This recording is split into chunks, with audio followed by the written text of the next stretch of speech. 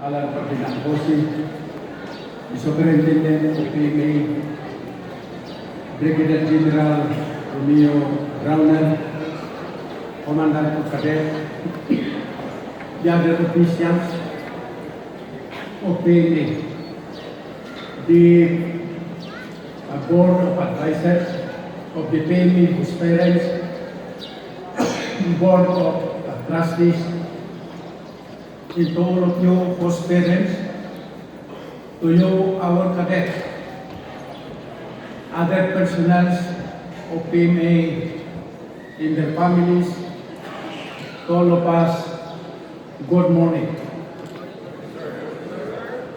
We started our program a while ago, and we are now here after you, our host parents, admit your foster sons and daughters. So the new host parents, welcome to this program. Believe me, it is satisfying. It is a rare opportunity for us to be given the chance to touch the lives of these young cadets who are the cream of the crop coming from the different parts of our Philippine archipelago. To those old host parents, they have a lot of stories to tell how they have been given the chance to have foster sons and daughters who are now officials and leaders, not only of the armed forces of the Philippines, but including that of our country. In my case, I started to be a host parent 1989 din at that time, and became the chairman in 1994, continuously up to the present. And as I said, it is satisfying, it is challenging, but at the end, totally, it is a really good cause for us to be given that opportunity to be host parents. To you, our cadets, as we said this morning, you are the very reason why all of us are gathered today. This is your planting season. What you do today will form part of how you will be able to channel your future destiny. You will be the leaders, as we said, of our country, not only in the armed forces, but also in the other aspect of endeavor. So, take care of this privilege and opportunity. Being the scholars of Filipino taxpayers, let us not forget that whatever time we lost because of our indolence and our negligence, it can never be recovered. Time waits for no man, and repentance will always come at last. To us, your host parents, as we keep on seeing before, your success is our happiness. Why? We are here supporting you, supporting, of course, the Philippine Military Academy. On behalf of the host parents, board of directors, and the entire institution, again, thank you very much. Our host parents, thank you from the entire leadership of PMA for sustaining this program for our young cadets. There are a lot of as we said, challenges, but we can address them as we go on. So to each and everyone, good morning and God bless. Where we meet our foster children. Today we're happy that we not only meet the new ones, but we have with us the old ones who are still in the academy. Why? Families should always be forever. So whether old or new, they should be with us. So this year, we thought of an innovation. What you're supposed to do is, the host family is supposed to give a photo, a family picture to our foster children. And the foster children were supposed to have prepared something in exchange. I do not know what you prepared, but this is supposed to be the start of a yearly tradition. So every year, we will always remember the meeting of the new ones, and we will always remember that families are forever, that bonding should always continue. May we now request the foster parents to take their pictures, to hand their pictures to their foster children. Good morning.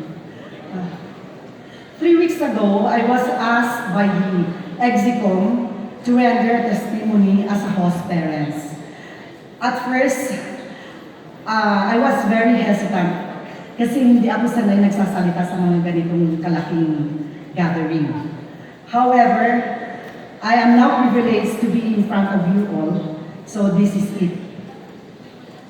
It was year 2009 when we started as host parents. Prior to it, we have heard regarding this program, and I told my husband, why don't we try and give a home away from home those PMA cadets? My 2 kids were consulted about it, and we got their approval right away. Every year, we requested only for 2 cadets, but along the way, ang dami pong nagpapa-adapt sa amin, which we cannot refuse. Today, we have 33 comprising of the following. 22 now are now in the active service, 18 males and 4 females. We have 1 casualty, a Navy SEAL, while 1 was medically discharged. The remaining 8 are still here as cadets. They came from all walks of life, and we are very happy to have them in the family. We only have 2 children, a boy and a girl. My 2 children look up to them as role models. One area of our wall in the house is allocated for the graduation photos of my foster children, which we are always too proud to show to our visitors. I could say that our foster family is a big, happy family with very close ties, even if most of our foster children are assigned in far places. The bond is still strong, and the communication is always there because we created a Tagudar Foster Family account in the Facebook. Anytime we could send our greetings, especially on special occasions, send pictures, jokes, updates, and more often, reminisce their PMA days. We enjoy also exchanging jokes. Alumni Homecoming is a yearly event that we look forward to. This is a time when we have get together with our foster children who are already in the field and meet their families. They never miss to visit us or invite us for get together, and we are always happy for that. These gestures and the thought alone made me feel important and loved. Spending time with our foster children does not only mean having conversation with them, but also sharing food that my husband and I cook for them. Mahilig po akong magluto. The sight that they fully consume the food we prepared, eating voraciously and with gusto, is a gratification on our part. This scene is never missed when they come to choose to spend their long breaks with their foster family. It's just that lately, medyo nabawasan yung oras for some reasons. Pero we make it a point na nandito kami during weekends to visit them in case they are available to entertain us. The closeness with our foster children extends not only to food, but also going travels together during their long breaks. If they opted to spend it with us, they have the chance to enjoy road trips with the family, including vacation in the lowland. I am from Abol, Union. Meeting relatives and friends. In some instances, meeting new acquaintances, especially beautiful ladies and mga anak ng mga batchmates ko. Tuwag-tuwa sila, talagang itong mga kadete, alisto talaga. Similarly, some of them got the chance to visit beautiful places not only in the Cordillera, but also in other regions before the deployment in other places. Going to church is also a part of our bonding. I have the chance to be accompanied in my marketing as well as grocery buying. Sinasamahan ako ng mga foster children ko pag nasa bahay sila. I cannot forget those experiences with them, and I appreciate it very much. That is why I am sharing it with you now. My work as an auditor entails too much work. So every semester, I have the chance to have on-the-job trainees from the different universities of the Cordillera, from St. Louis University, from UC, and University of Baguio. Kaya madaming accountancy students na pumupunta sa akin to serve or to render OJTs. Siyempre, pag may mga help naman itong mga kadete, hindi ako talaga namumroblema sa mga partner nila. Magsabi lang sila sa akin, andun na kaagad. Kasi sabi ko sa mga OJT ko, it's part of your training. Pero kunwari lang yung joke ko, hindi kayo papasa sa evaluation ko kung hindi kayo magiging drag sa kanila. Pero, you know what?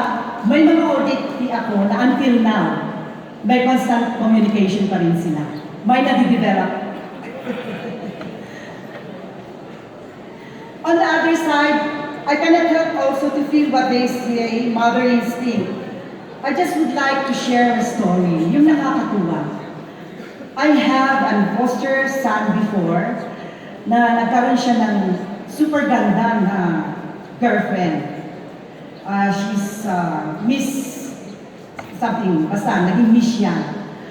Alam nyo, hindi ko sinasabi sa foster son ko na medyo di ko type. Pero hindi ko sinasabi. Pero one time, sinabi niya sa akin nag-message, Mama, wala na po kami. Alam niyo, nireplyan ko sa nag-message din ako, wow, sabi ko, ha, good riddance. Alam niyo, after a week, nagkabalikan sila. Nabasa ng girl yung text ko. Alam, tinext niya ako, sabi niya, sana sinuportahan mo na lang yung kaligayahan ng foster son mo. Sana hindi mangyayari sa anak mo yung ginawa mo, sabi niya. Oh. Alam niyo, ang sagot ko sa kanya, anong problema mo? Talagang ayaw ko sa'yo. Ganun na lang. Another incident was that one of my foster son, nagkaroon siya ng wife dahil sa akin. Naging matchmaker tuloy ako. One time, yung long break nila, nagpasama siyang mag-shopping sa akin sa SM. Sinamahan ko. Andito yung cashier na pumunta kami sa isang store. Sabi ko, Miss, additional discount. Papakilala kita dito sa foster son ko. Graduating na, single yan. Sabi ko, o tignan mo, wako-wako. Nag-smile naman yung foster son ko. Yung girl, yung kahera na yun, hindi umiimik, pero maganda siya. Nakikinig pala yung isang babae doon sa tabi. Sabi niya sa akin, Ma'am, hindi po kahera yan. Hindi lang simpleng kahera. Nurse yan. In a month, pupunta na siya ng Dubai. That night, yung foster son ko nagpaalam sa akin, sabi niya, Mama, lalabas ako. Sabi niya, it's 9 o'clock in the evening. Sabi ko, graduating ka na. Be safe, sabi ko, gano'n. To cut it short, in 1 week time, pinakilala niya ang girlfriend na niya. Alam, takot na takot ako kasi graduating na siya. Talagang takot na yung girl. Pero after 6 years, inasal sila. Sila na ngayon. Kaya tuwan-tuwa sila, papasalamat sila sa akin. Kung hindi dahil daw sa akin, hindi sila nagkasama. We never skip graduation day because we consider it as an achievement, and most of us, a fulfillment of our role as host parents. We don't mind standing under the heat of the sun, just hearing our foster sons' daughters' names to be called and see them up the stage is a joy for us. We are just proud to be the part of their struggles in the academy. Soon, we are expecting our first-class foster sons to go up the stage and shake the hands of our president. That will mark the culmination of their cadetship. Finally, our sincere thanks to the PMA Host Parents Association for giving us this opportunity to be part of a cadet's life. It is indeed a very rewarding experience to be a foster family. We only not gain friends, but more importantly, sons and daughters that we are proud of. We therefore commit ourselves to continue as host family until we can. Together with my husband and children, pinasukan namin ito, paninindigan namin.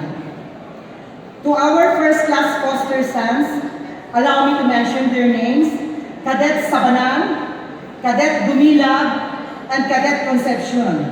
Be sure ha, alam niyo ngayon. Our other foster sons, second-class cadets, Cordero and Otome, keep going. Be sure to, no rocking, no turn back, no removals. Kayang-kaya niyo yan.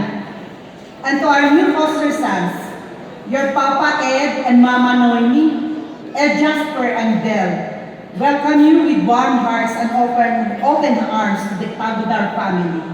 No worry, I assure you, you are in good hands. Thank you and good day to all. Parents Association Incorporated, Attorney Mauricio Dito Mogan, sir. To the Superintendent, PMA, Vice Admiral Alan Ferdinand D. Cusi, sir. To the Commandant of Cadets, Brigadier General Romeo Browner Jr., sir.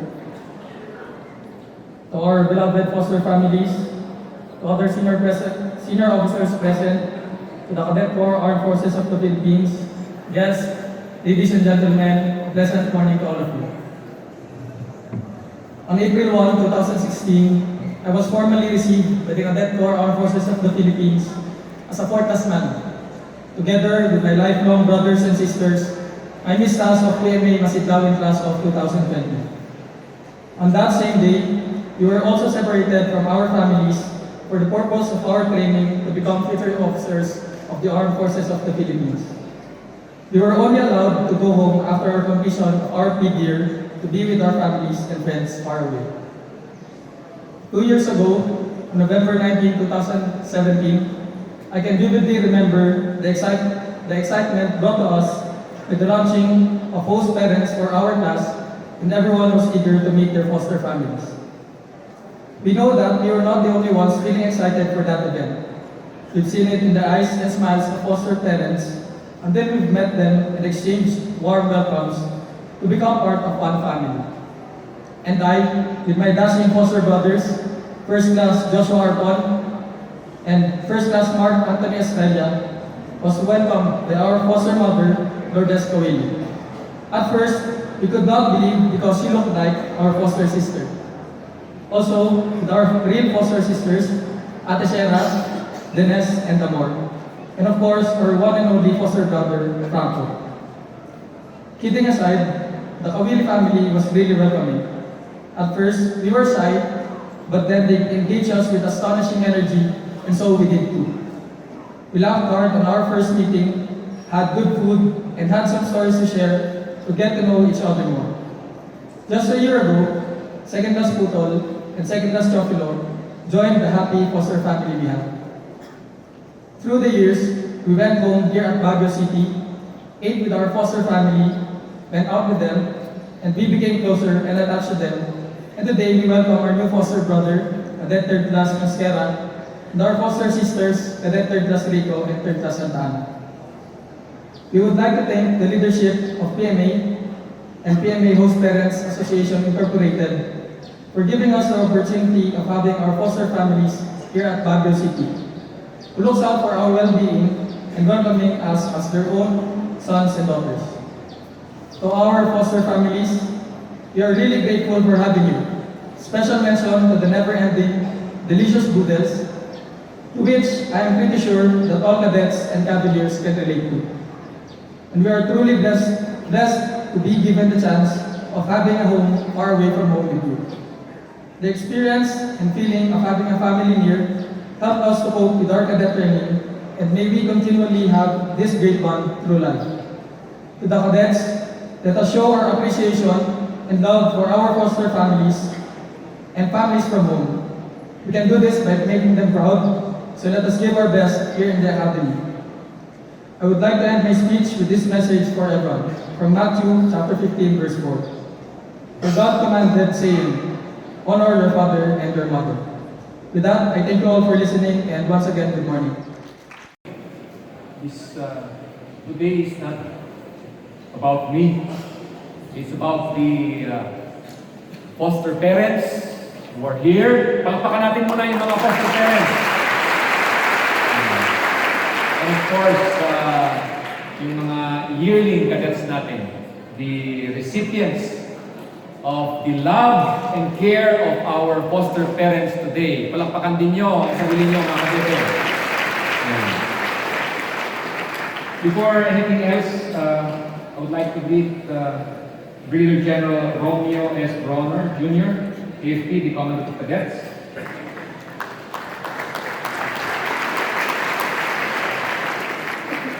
Of course, the former Mayor of Baguio, Attorney Mauricio Donogan, the Chairperson of the Host Parents Association, Incorporated. The Board of Advisors, Board of Trustees of the PMA Host Parent Program, our host parents who are here today, and the members of the Cadet Corps Armed Forces of the Philippines. Magandang umaga sa inyong lahat. To the Host Parents Association Incorporated, I stand before you in expressing three things today. First is for gratitude. Second is for apologies. And third is that of assurance. Of the PMA stakeholders we have, the Host Parents Association stands as something very special and unique. You stand as second parents, as families, and as homes to our PMA cadets. The importance of the PMA Host Parents Association is in its name, parents. This program was first established as a partnership of PMA and the Baguio community to provide a home away from home for our cadets. In standing as fathers and mothers to our cadets, you, our host parents, provide the cadets with a home in the literal and figurative sense. Literal in that you have opened your doors and have accommodated our cadets in your abodes. Figurative in that you provided a safe and conducive environment to our cadets in their capacities as sons and daughters. Similar with the Academy's goals in the holistic development of the cadets, you help us realize our objectives in helping our cadets enhance their social and cultural development and to bring them closer to the Baguio community. They say that it takes a village to raise a child. At this, I could not think of any better phrase that would describe what PMA and the Host Parents Program does together. Leaders they shall be, and soldiers they shall become. Our cadets are being trained to be warriors, but let us not forget that with leadership and soldiery, there must exist the values of humanity. We speak of conscience, of morality, and of compassion. We speak of a warrior's heart. We talk of a soldier's soul. In your receiving of our cadets as part of your families, you give your foster sons and daughters another home to where their heart lives and for the soul to thrive. Ask a PMA alumni about their experiences with their foster parents, and you shall read countless profound and compelling stories and fond memories. Ask a cadet today on the same, and they will tell you of the gratitude they have for the love and care they receive as true family members. You, the foster parents, have been true families to our cadets. This reminds me of the Academy motto, which says that Mista is thicker than blood. Even in the absence of blood ties, you play an immense role and influence on the cadets. Nonetheless, you have been instrumental in their character development, which goes beyond cadetship, and which they shall be carrying with them when they finally step out of the academy. As I see it, character development among the cadets should reign supreme above all other considerations. In line with developing the intellect and the physical being of our cadets, character development should go hand in hand. In a direct way, you have helped the Philippine Military Academy in molding our cadets to be the best future leaders of our nation.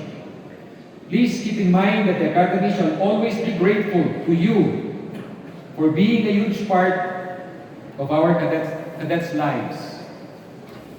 With this, I acknowledge that we in the Academy sometimes oversee in not giving justice to our foster parents.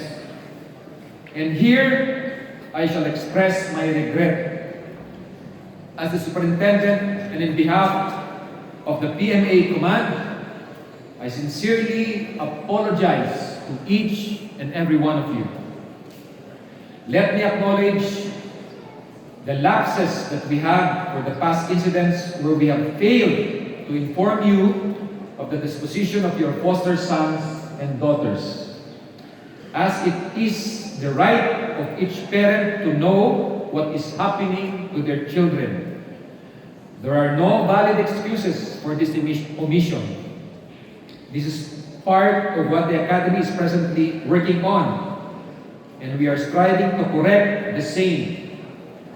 Along with the other issues that the Academy is facing today, we do not hide nor deny the fact that certain aspects of the system are flawed.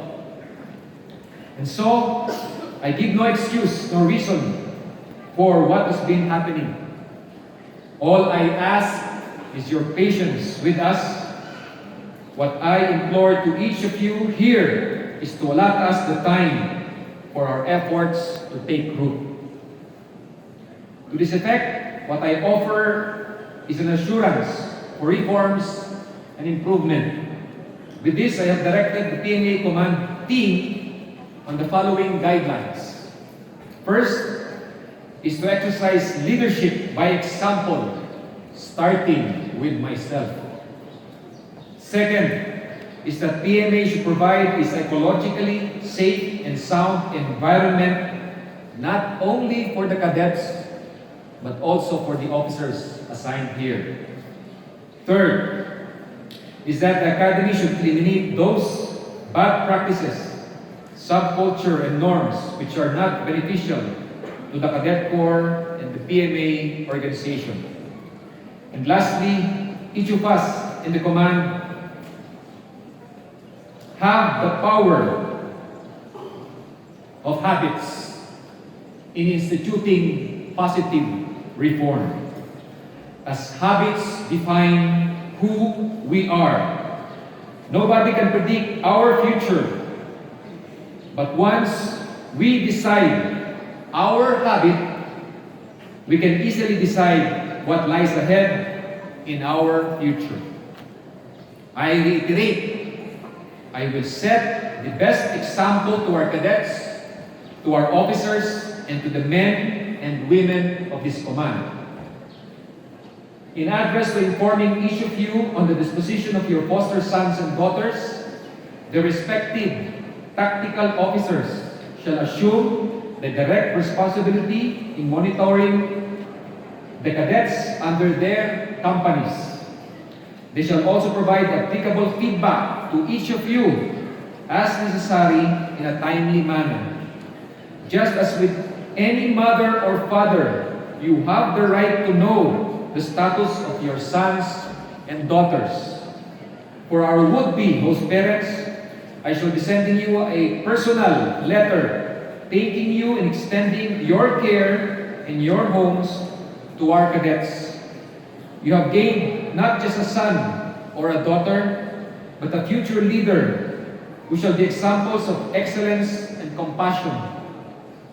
It is said that values are taught and not taught. You shall be providing a vast avenue for our cadets to learn the values that we all aspire for. In closing, the entrustment of this command to me is both an honor and a challenge. A tremendous honor and an immense challenge of which I wholeheartedly accept. Hereon, I ask that each parent of the Host Parents Association Incorporated stand with me in molding our cadets to be warriors with a heart and soul. Magandang umaga po at mabuhay ang Host Parents Association Incorporated. Mabuhay ang PMA.